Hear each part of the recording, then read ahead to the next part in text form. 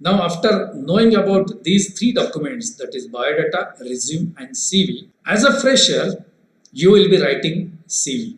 Now, let us see how to write a CV. It is divided into two parts.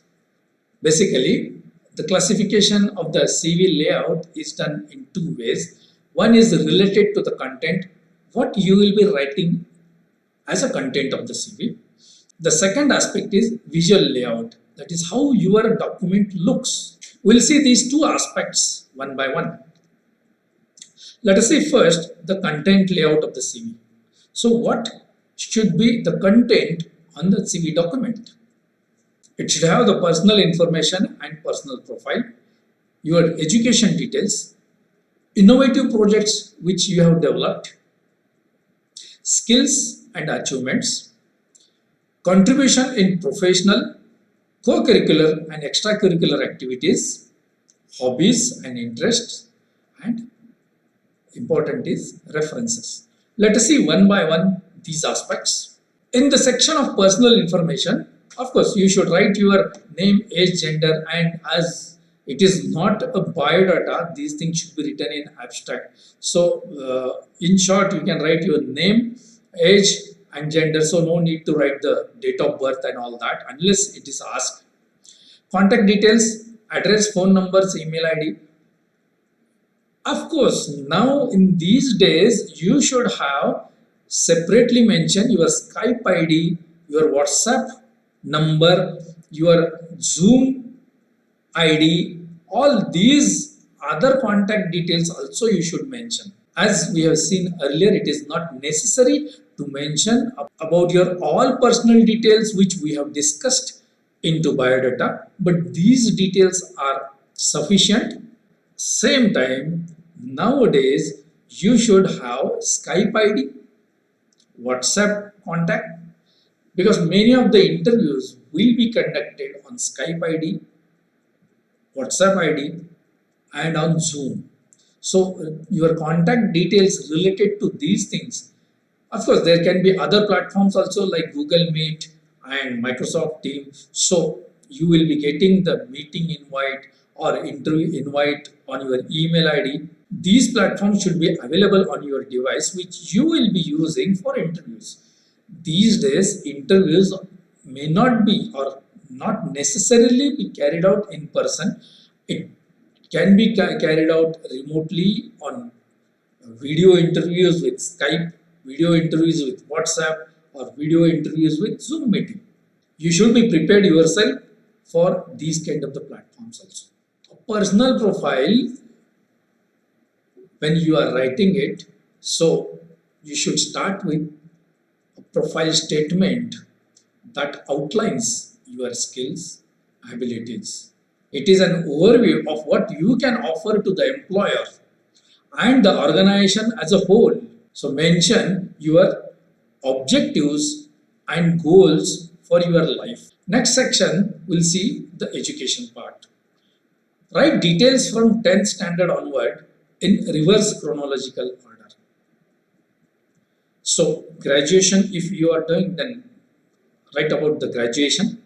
Of course, it is not necessary to write all 8 semester details or all 6 semester details if you are facing the interview during your 7th semester. You can mention your last semester achievements, of course, but you have very good score in each semester, then you must mention all semester details.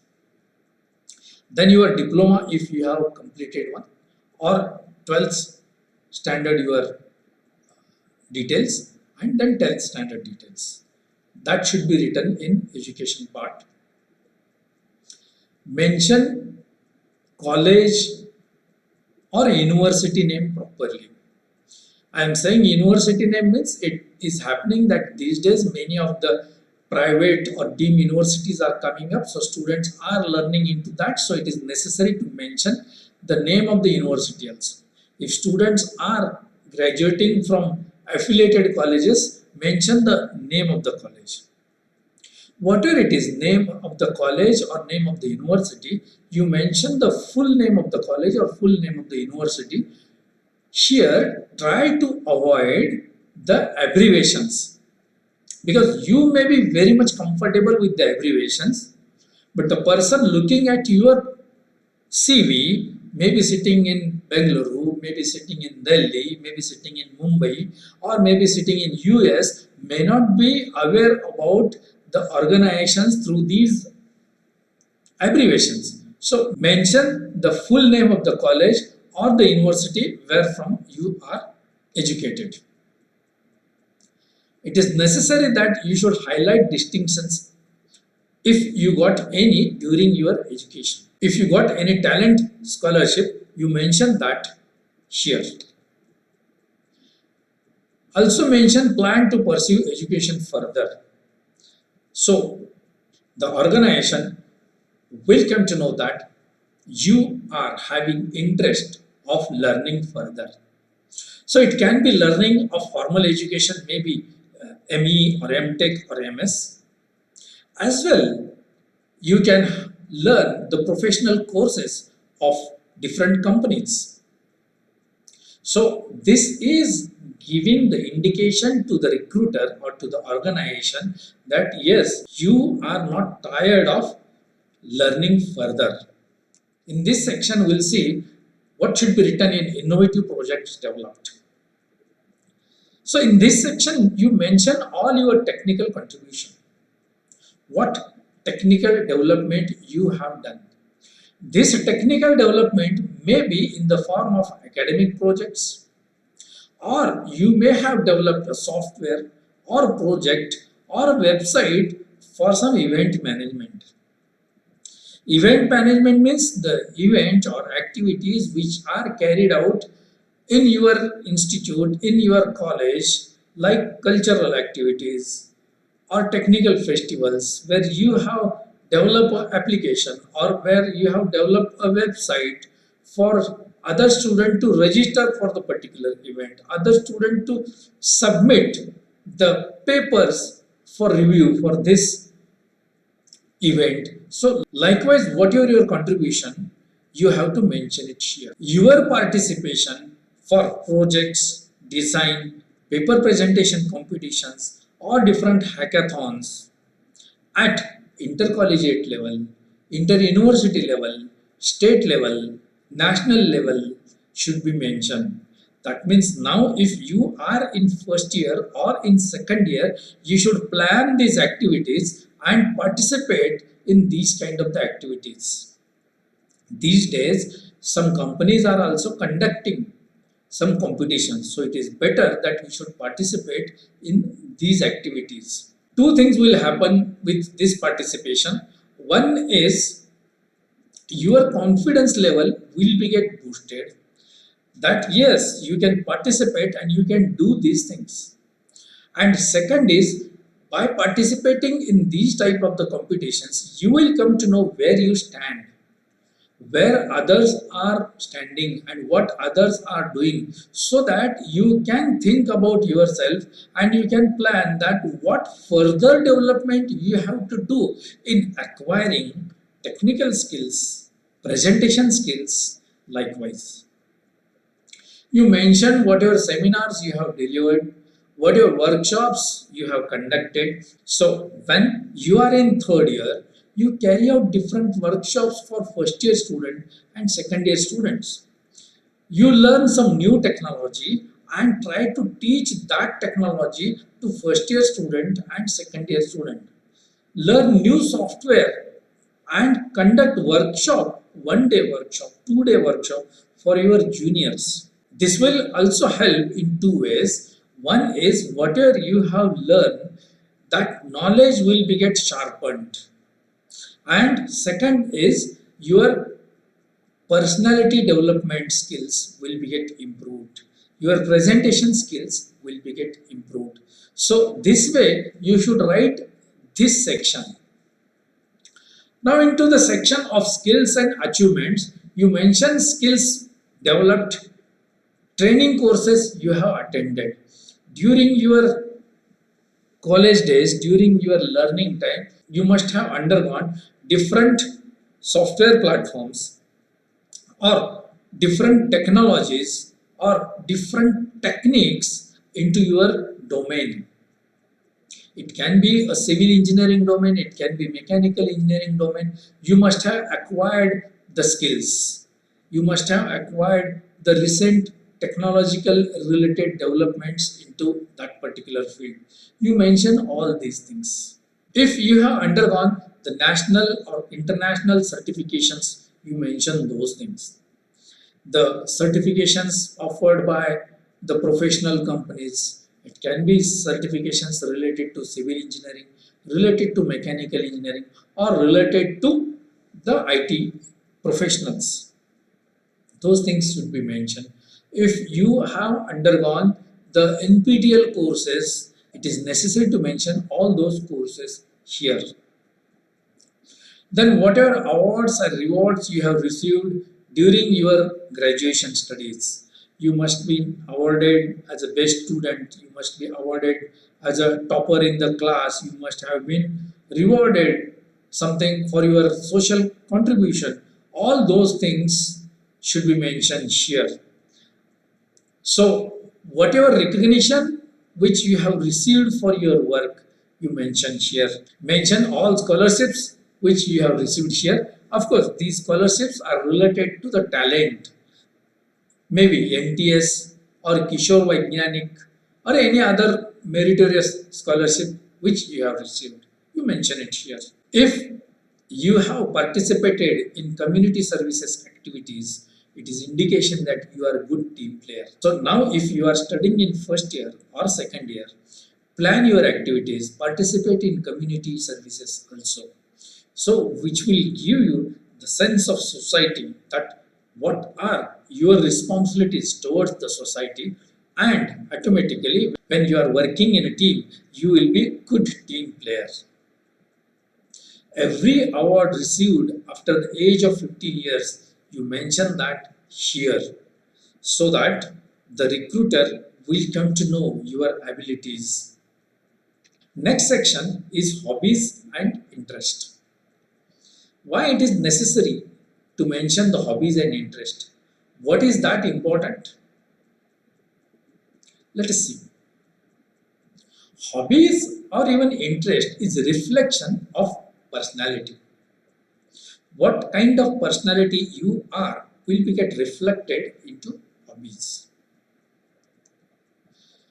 But at the same time, you must be doing these things and enjoying it very regularly. It is something like you mentioned that reading is your hobby or traveling is your hobby. So you must be practicing it. You must be reading at least one book per semester. And of course, reading book means it is not the reading technical books, reading study books. No, you should read something different than your regular studies. People can mention the music as a hobby. Yes, you can play instrument as your hobby. You can mention horse riding as your hobby. But at the same time, whatever hobby you are mentioning, you must know the details of that. Like you mentioned that if trekking is your hobby, then you must have participated one trek at least every year. You must know what are the famous trekking points around you. What are famous trekking points at national level? And which point you want to trek as your ambition. If you mention music is your hobby, then whether you like listening music or you like singing or you like playing instrument, you mention all these things whatever you are doing. Everything, every hobby has got its own characteristics. People having horse riding as a hobby, aggressive in the nature. Sometimes or many times organization needs these aggressive people also. Listening music as a hobby, people can listen to others, think over it and take necessary action. Sometimes sketching, painting, drawing indicates that you have creativity within you So organization can use your those creativities also. It should reflect your willingness to progress in your life. Do not mention online gamings or online games and other companies which are into gambling business. Companies or organization will avoid these candidates because they will be wasting their time into all these things, and there will be burden of these people on the organization. So organizations will not think of the people having these kind of the hobbies like online gaming or very active in social media, all those things don't mention. The next section is references. It is necessary that you should give at least two references of your teachers. Give these references of teachers who have taught you recently, who remembers you, who knows you, your strength and weaknesses, and you have good and healthy interactions with these people throughout your education. So they should speak good about you. You can give the reference of your mentor or project guide or guide from industry also, where you have carried out a project or if you have undergone the internship. So you can mention that person name as a referee here. As it is mentioned that there are two kinds of the layouts. One is the content layout, another is the visual layout. Now we'll see the visual layout. Visual layout means how your CV document should look. So into that, first is the alignment. Generally, the CVs are developed or created with left alignment, and legible, professional and mainstream fonts are used. So here font selection and size of this font is important. Start with the heading. For a CV, use your name as a heading for the CV. It should be with 20-point font size. If you find that 20 is looking bit small, then you can go for 22 size of the font. And it should be boldface, means make the bold. Don't use bigger font than 22. So your name as a heading, it should be centered on the page and to the top of the page. This way you should start writing your CV. Then when you are writing the details, make use of bullet points. Make use of correct white spaces. So spaces between the two lines, you can decide it should be either 1.5 line space or 2.0 line space. Use necessary tabs for mentioning the information particularly. Use shorter sentences and paragraphs. If you are mentioning about internships and projects which you have developed, then mention all these things with shorter sentences and shorter paragraphs. Don't write unnecessarily longer sentences or don't write huge paragraphs, and make use of bullet points for mentioning the information. The another major aspect of visual layout is making use of colors. The general rule of thumb is to ideally have a black and white CV. So there should not be any other color than this for the CV writing. So paper color is white. On the white color, you should use the black ink. The use of colors on CV are typically minimal. As I am saying here, that color should not be used, but it can be typically minimal. The color can be used only for headings of the CV. So you can use color for the headings of the CV, but the main text of the CV must be in black. So don't make use of colors for main text. The next aspect is the excessive amount of colors. When we are saying that typically minimum use of colors and colors can be used only for headings, it should not be something like for every heading different color is used. It should not be like that. All headings can be written in one color and entire body of the CV should be written in another color, that is black. Do not use background color or highlights. You may feel that by using background colors or highlighting the particular text, it will become eye-catchy. There is no need for that. So do not use background colors or do not highlight the particular text. And whenever you are using the colors, maybe for the headings, do not use the bright colors. You can make use of dark colors, you can make use of contrast colors, but do not make use of bright colors. So with this now, let us see the summary of this, that what should be avoided and what should be done for this visual layout. Do not make use of impressive paper. Avoid impressive paper. Some people may think that I will use art paper or hand paper so that my CV document will look impressive. See, look of the CV document is not that important. Only thing is the content in the CV is important. So do not use art paper or the hand paper for printing the CV. Do not use stylish fonts. Make use of simple, sober and standard fonts. So your information will be very much readable. Do not use eye-catching strategies. You may feel that if I highlight this or if I make this particular section with different colors, it will be eye-catching. So do not make use of these strategies. Avoid short forms and abbreviations into the CV. As we discussed earlier, your short forms and abbreviations are known to you. You are knowing the meaning of all those short forms and abbreviations. It is not necessary that the interviewers will know all these short forms and abbreviations.